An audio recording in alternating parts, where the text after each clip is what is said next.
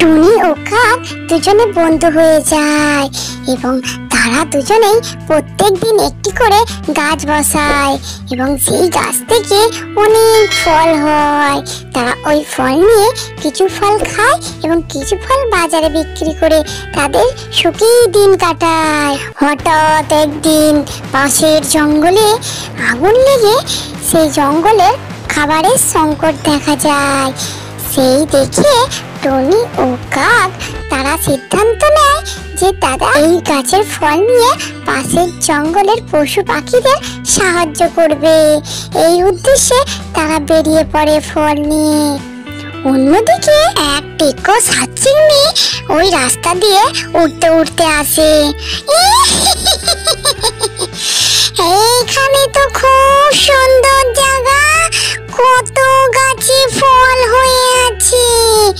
ওই দেখ কাছে একটা কুটির, কেউ তো দেখতে পাচ্ছি না আশেপাশে, মনে হয় এখানে কেউ থাকে না।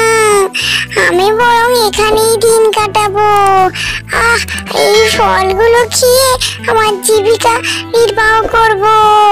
আমার খুব ভালো লাগছে, আমায় আর কষ্ট করতে হবে না। এই গাছ থেকে একটা ফল ছিঁড়ে খাই। যেই না ফলে হাত দিতে যাবে অমনি গাছ, এই থামো বলছি, থামো থামো থামো থামো, তুমি আমার গাছের ফল কেন খাচ্ছ? তোমার জন্য এই গাছ নয়। কি বললি?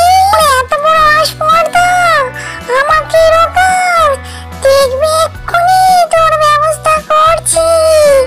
গাছ তখন ভয় পেয়ে যায়।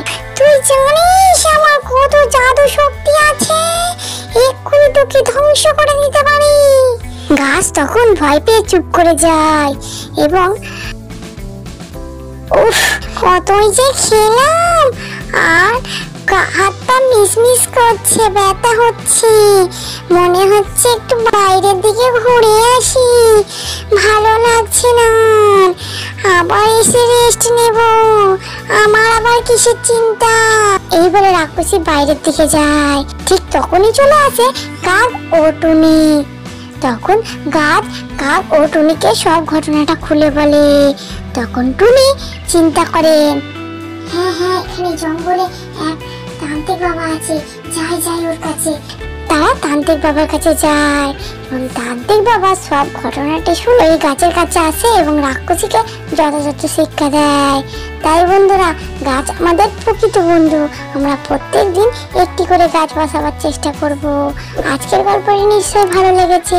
ভালো লাগলে লাইক, কমেন্ট, শেয়ার, সাবস্ক্রাইব করে দেবেন। পাশে থাকা বেল আইকনটা প্রেস করে দেবেন। Tata, bye bye, thanks for watching.